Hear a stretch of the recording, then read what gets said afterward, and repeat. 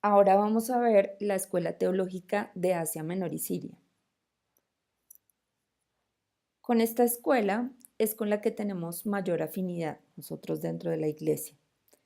Es en relación con estos personajes como Ignacio de Antioquía, Policarpo y Papías que se tiene más relación con el nombre de padres apostólicos, pues se da por sentado que tanto Policarpo como Papías de Hierápolis fueron discípulos directos del apóstol Juan.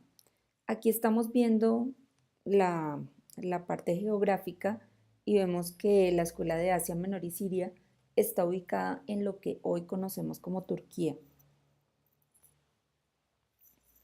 En aquella época, Asia Menor y Siria era una provincia romana y contenía las 7 iglesias de Asia Menor, de esas que se hablan en el Apocalipsis.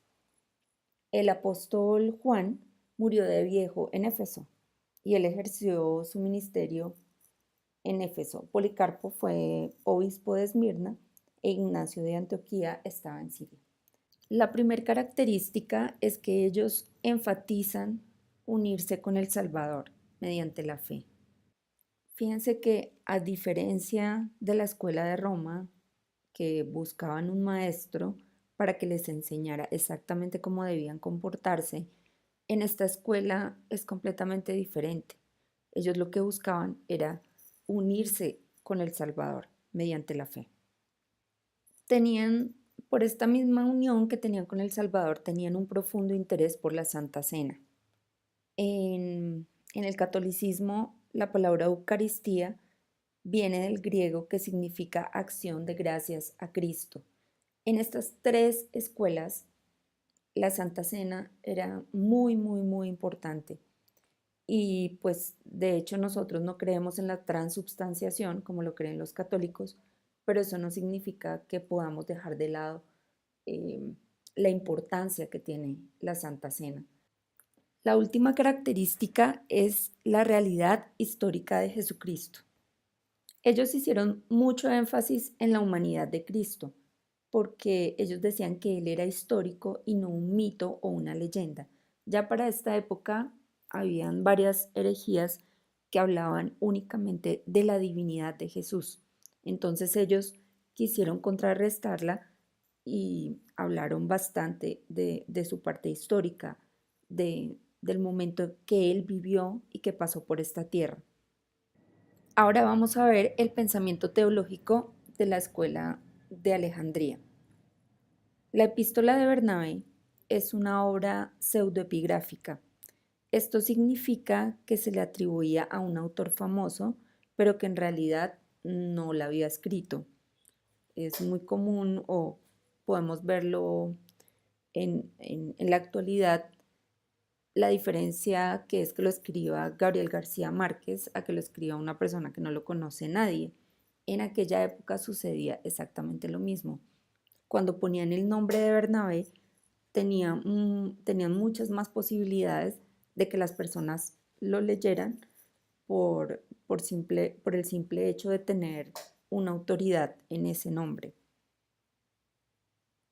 Entonces, aquí vamos a ver el mapa para poder ubicar la escuela de Alejandría. Está en la parte de abajo donde se ven esas pirámides en la parte norte de África. Y las características son las siguientes. Ellos tenían una gran influencia de la filosofía platónica. Además, Alejandría era una ciudad cosmopolita, tenía la biblioteca más grande del mundo antiguo y también tenía la universidad más grande de aquel entonces. El Antiguo Testamento lo interpretaban alegóricamente y los filósofos griegos fueron muy críticos con la mitología griega. Ellos pensaban que esos mitos pervertían a los seres humanos. Lo que marcó la diferencia entre el mito y la filosofía fue que ellos decidieron explicar las cosas por medio de la razón. Ellos querían que las personas dejaran de creer en mitos y leyendas. La mitología estaba muy arraigada, pero los filósofos no podían desecharla, sino reorientarla. y por eso decidieron interpretarla alegóricamente. Pero podemos hacernos la pregunta, ¿es mala la alegoría? A veces sí, pero no siempre. Podemos concluir que la alegoría terminó desviando el cristianismo más que llevándolo por un buen camino. Y precisamente por tener un pensamiento tan abstracto, ellos tenían un gran interés especulativo. Pensaban y pensaban y pensaban cosas que muchas veces no eran racionales. Por último, tenemos una carencia de sentido histórico. Es decir, ellos como pensaban tanto en el mundo más allá de lo que se ve, en ese mundo que no es materialista por su influencia platónica, sino ese mundo que no vemos, el mundo sobrenatural, el mundo que donde Platón decía que estaba lo más importante. Precisamente por eso ellos no tenían, no le veían importancia a la historia como tal. Ahora vamos a ver los aspectos comunes en el pensamiento de los padres apostólicos. Primero tenemos la preexistencia, la divinidad y la humanidad de Cristo. Ellos todos creían en lo mismo, creían que Jesús estaba junto con el Padre, que era una divinidad y que obviamente eh, fue humano cuando tuvo su paso por esta tierra. También las tres escuelas o todos los pensamientos que ubicamos en estas escuelas, ellos pensaban y utilizaban fórmulas trinitarias primitivas. Es decir, Tertuliano no había llegado todavía para para ubicar la Trinidad y para enseñarnos lo que significa la Trinidad. Pero ellos ya utilizaban estas fórmulas trinitarias de todas formas. También pensaban que el bautismo tenía un poder purificador, no solo que era una muestra social de nuestro nuevo camino o de nuestra nueva fe, sino que ellos creían que la persona cuando se bautizaba quedaba limpia de sus pecados. Y en cuanto a la Santa Cena, todos estaban de acuerdo que la Santa Cena era el centro de la adoración. Y por último, ellos, todos los pensadores de aquel momento, le quitaron importancia a la escatología. ¿Y por qué le quitaron importancia a la escatología? Pues porque ellos creían en aquel momento que el Señor iba a regresar muy rápido, pero cuando se dieron cuenta que no regresaba, entonces ellos simplemente dejaron de pensar en eso. Por último, vamos a estudiar a los apologistas griegos. Dentro de los apologistas griegos tenemos a Arístides, a Justino Mártir, a Tasiano, a Atenágoras, a Teófilo, a Hermias y tenemos allí el discurso a Diogeneto. Entonces, ¿qué pasaba con los apologistas griegos? Ellos empezaron a hacer la defensa de la fe porque los cristianos estaban perseguidos en aquel momento y tenían muchas falsas acusaciones contra ellos.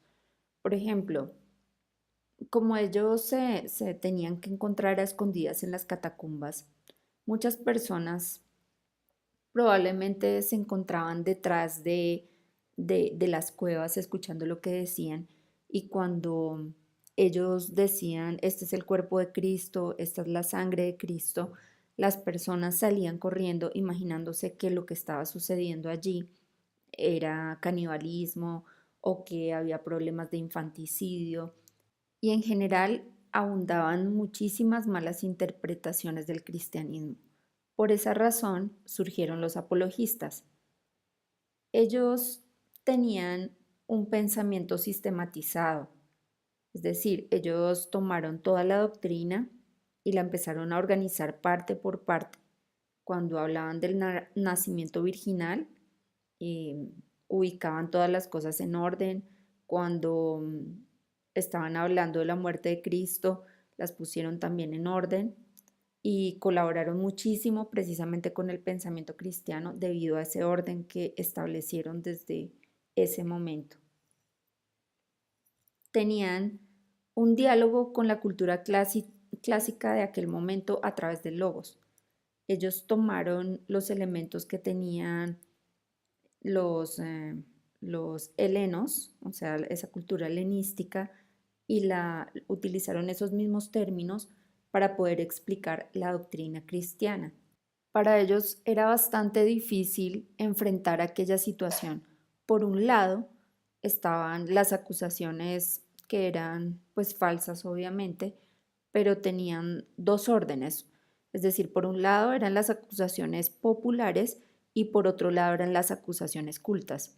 Las populares venían con los mitos que les dije al comienzo, de que ellos se comían entre sí, que sufrían incesto, que la gente, que llegaban los neófitos y partían a bebés y se los comían, pero también existían unas acusaciones cultas.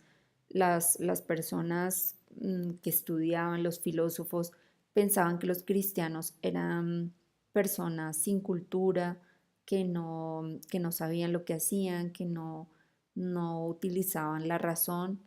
Entonces, por eso los apologistas les tocó un trabajo bastante pesado. Ellos obviamente tuvieron mucha influencia de la filosofía griega porque pues estaban inmersos dentro de ese mundo, pero ellos fueron muy hábiles y pues utilizaron esa misma filosofía para poder explicar a la gente de su época qué era el cristianismo. También hablaron de la parte histórica de la fe, o sea, no solamente como de las alegorías, como en el caso de los que estaban dentro de la Escuela Teológica de Alejandría, sino que ellos hablaban de la parte histórica de Jesucristo, de su paso por esta tierra. Y en vez de utilizar la alegoría, ellos utilizaban la tipología. ¿La tipología qué es?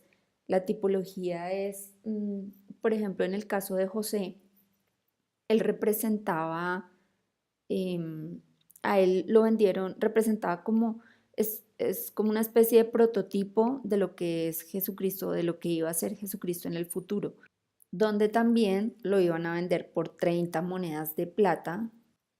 Es bueno aclarar que no todos los apologistas griegos valoraban positivamente la filosofía. Es decir, Tasiano y Hermias realmente valoraban muy mal la filosofía. Ellos planteaban que fue primero Moisés antes que los filósofos griegos y por esa razón no era necesario utilizar la filosofía. Ese era su planteamiento. Pero habían otros como Justino Mártir, Atenágoras y Teófilo, y pues ellos pensaban que podían utilizar la filosofía para poder conversar mucho más amigablemente o de manera más culta o para llegarles de una mejor forma a las personas de su época.